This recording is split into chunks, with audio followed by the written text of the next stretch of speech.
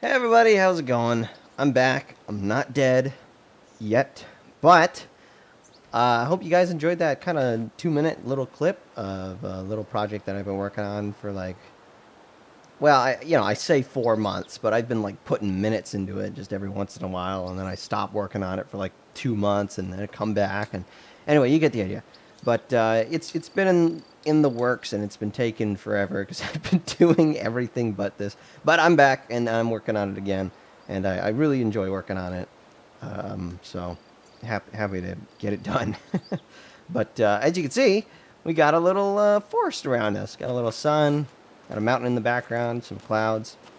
And so this is the project I kind of. I haven't been working on the map or anything like that. This map is from Nature Manufacturer, and I think he sells assets on the Unreal store. And so I got it for the free for a month content from Unreal. And so that's the map you're seeing with some minor modifications like some of the atmospheric stuff and that literal mountain in the background. That was not a part of the original map. Just so none of you guys are like confused if you go and actually get the map.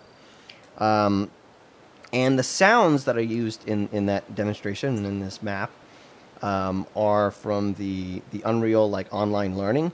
And so, a while back they were basically I got to the end of one of the courses. They said go do it yourself. Go make a soundscape for a map. And I was like, all right, well, okay. So, and I wanted to. It's fun to work on this kind of stuff.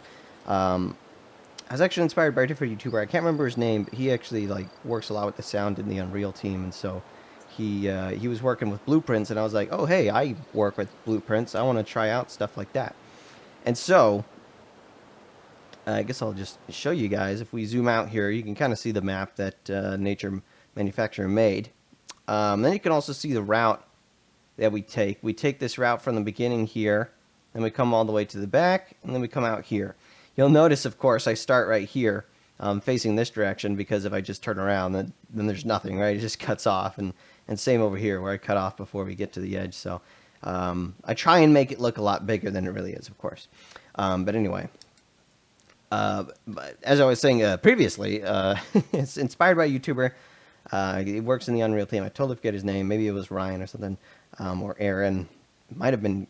I don't know. Anyway, bottom line is he was making a blueprint, and so I was like, oh, I know how to make blueprints, and so voila.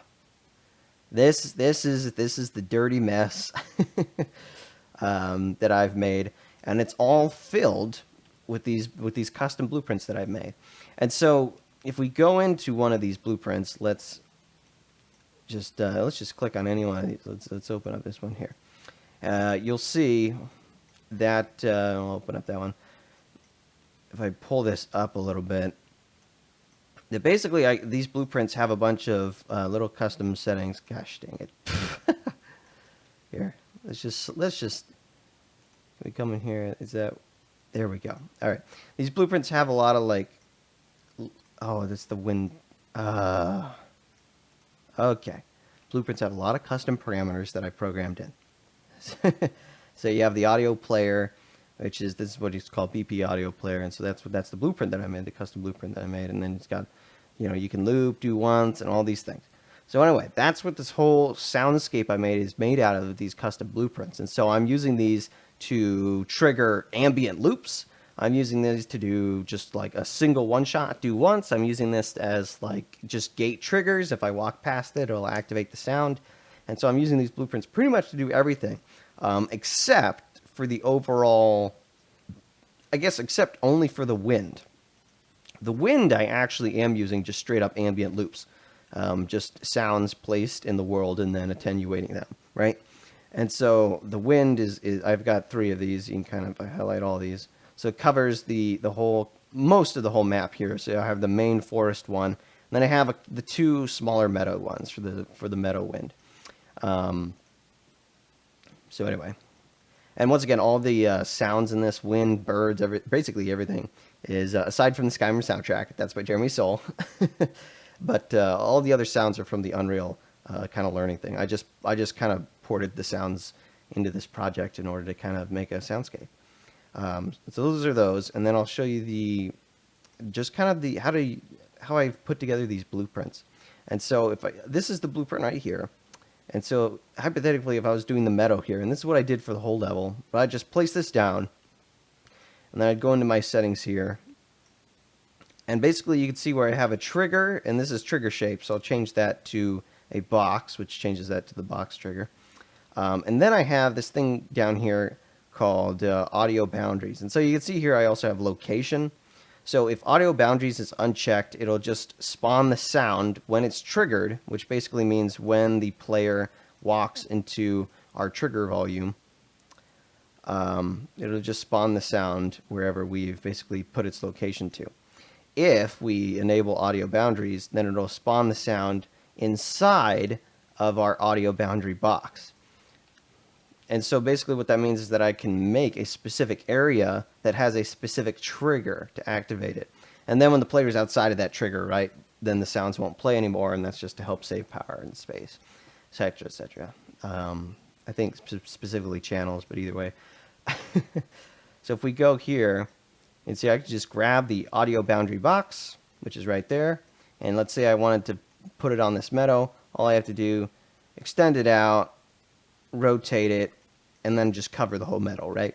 And then I can go down to my box trigger, and then I can come over here, you know, extend it out, put it on the road, etc., etc. And then I have a trigger that'll activate this, all the meadow spawning. And so if we go in here as well, you can see, I guess you can see right here, but I have spheres, I have capsules, both for audio boundaries and audio triggers. Down here, you'll see that actually you select audio boundary, and then you can select sphere or capsule. But you'll notice that all of my audio boundaries, audio triggers, all of my blueprints here are only using squares, and that's only because I have only gotten squares programmed in so far. Mainly because I found it really hard to get I think it's taken a lot of math for me. It's been difficult for me to get together, but to make it so that the sounds will only spawn within inside the boundaries of basically a collision box, right? That I can work with in editor to make it easy to make soundscapes fast. Getting spawning to only happen within inside of these boundaries has been really difficult for me personally. I'm going to keep working on it in the future, especially. And so hopefully maybe maybe it'll go faster later on. But so far, at least months ago when I was working on it, it was pretty difficult. And so that's all I've been able to do is get the squares working at bare minimum. And so that's what I use to just finish the project, get it done, right, and get it out to you guys. Just so you could see it and to get more stuff on the channel. So that's why it's all squares. But yeah, I mean, I've got, you know, if I change this boundary shape to sphere, you'll see it changes to a circle. Or you say I change it to capsule, it changes to a capsule. So they're just not quite programmed in yet, but like all of the other stuff is already there. But anyway, you get the idea. It's also able to use external like triggers. So I have this trigger BP. And so if I wanted to do that, I could literally, here, if we grab that, I could say use external trigger. You'll see the trigger disappears for that blueprint here if I turn it on. And then basically I can just use an external trigger and then attach it to whatever audio player I wanted. But anyway, you guys get the idea. Custom BP, lots of cool settings, and still being worked on. And so good stuff, good stuff. So that's what I used pretty much to do this whole thing. They are absolutely everywhere.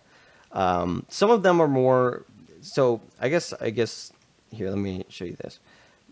The ones that are kind of big over these large areas are more kind of procedural. I mean, the sounds can spawn anywhere inside of these audio boundaries.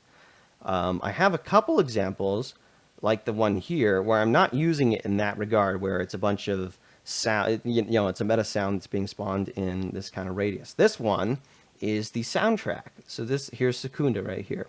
And this is just a do once, simple kind of gate you walk through, and then it activates the sound. And so this is kind of the smoke and mirrors, like my narrative one, just to help help with the little intro video. Versus these other ones, which are probably more helpful in real open world game design, where you can have these audio things turn off and on, and maybe load them in or load them out, depending on how you want to work with them, to make sure that you're not spawning sounds all the time that aren't going to be heard. But anyway, There's probably another actually better system I can come up with for that, but nonetheless, this is the one that I've used here. Similarly to the Secunda gate right there, I have another kind of use for it here where I have the BP blueprint right here. And so I don't have audio boundaries checked, which means that it'll spawn at the location that I've selected, which is just the blueprint, which means right here. And then I have the actual trigger that I've grabbed and I've moved it down here. And so when I walk through this, it'll spawn the sound that goes to this, which is just some simple bird flaps. And you can play this here in the meta sound so you can hear it.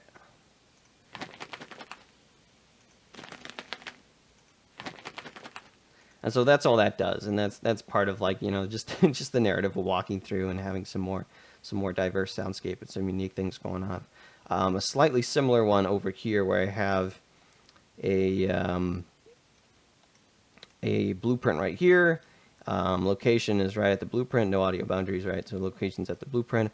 And then I have the actual box trigger encompass a much larger area, and then as you walk in here, it'll continuously loop, as you can see, loop spawning sounds, and it'll continuously loop a woodpecker sound.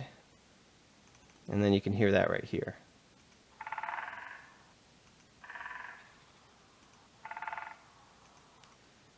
And so I have a couple of unique, more unique put together blueprints, but most of them, like I've said, are triggered kind of audio boundaries for more just ambient spawning of the different birds and all the different sounds that happen. Along with one down here, uniquely, is this one is frogs. If I can select that one right here.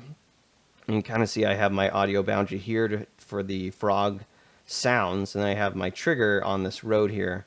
So as you walk into this, you can start hearing frog sound. The frogs were kind of hard because they sound a little weird. Like, admittedly, I haven't heard a frog in a long time, granted, but here, I'll kind of play them for you.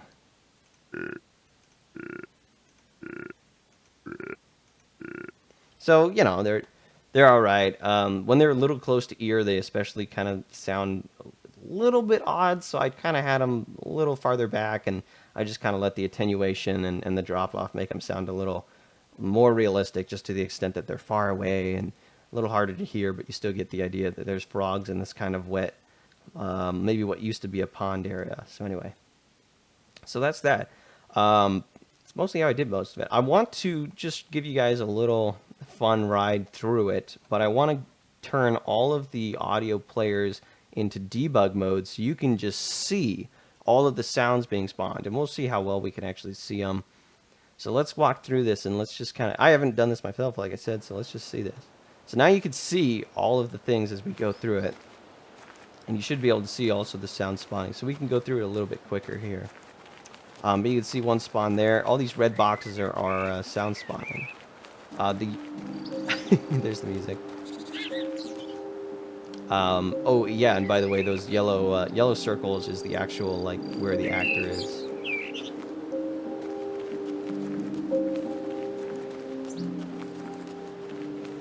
So you can see there's some crickets being spawned on the right side. Some just, like, barely out of reach audibly.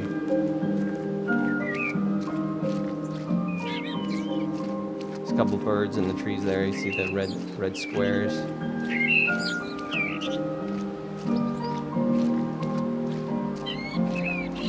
There's some more red squares. You can kind of see them.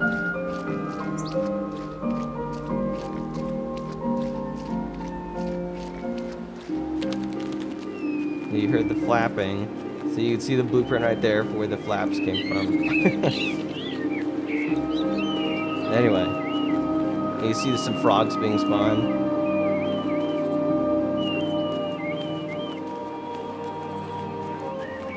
So there's a couple more frogs. So yeah, you guys get the idea. It's pretty cool. That's basically all the boundaries that are set up.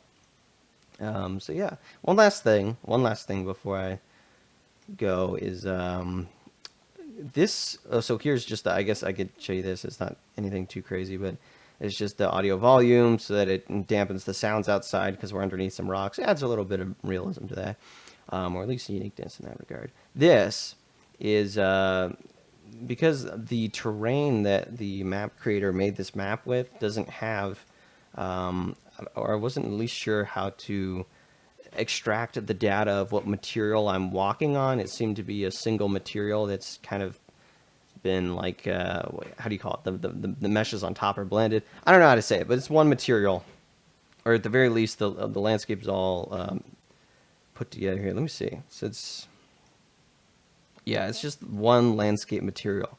And so I can't extract, or at least I don't know how to extract material data from that. And so what I did, funny enough, is that I just put a giant collision boundary and then kind of made it go over the more damp and wet spots on the terrain that we walk through. And then I just hooked that up to the level BP and sent that to my character so that the character will actually use the mud stepping sounds versus the normal dirt stepping sounds when the character is within inside of this giant kind of collision box. So that's what we like to call a workaround. but it worked. It worked. I'm sure. I doubt anyone noticed that I did something that janky when in the original kind of intro video. So hey, you got to get it across the line, right? But anyway, that's it. I hope you guys enjoyed. I hope it's somewhat insightful. I mean, it's pretty generally straightforward. I use let me see if I can show you real quick. But I use some Fatman. Are we assets? Environment map. Anyway, yeah, sound classes. Of course, there's a little bit of mixing going on. I was gonna use a submix here or a sound mix here, but I don't even know if I actually did use it. No, I didn't use it. But anyway, so yeah, normal stuff, sound classes, the attenuations and such. I was using sound cues for a second, and then I just switched over to meta sounds. It's whatever. They're all the same. Anyway, but yeah, thank you guys for watching. I appreciate it. Hope you liked the video, and hopefully I'll see you guys soon. Have a great day.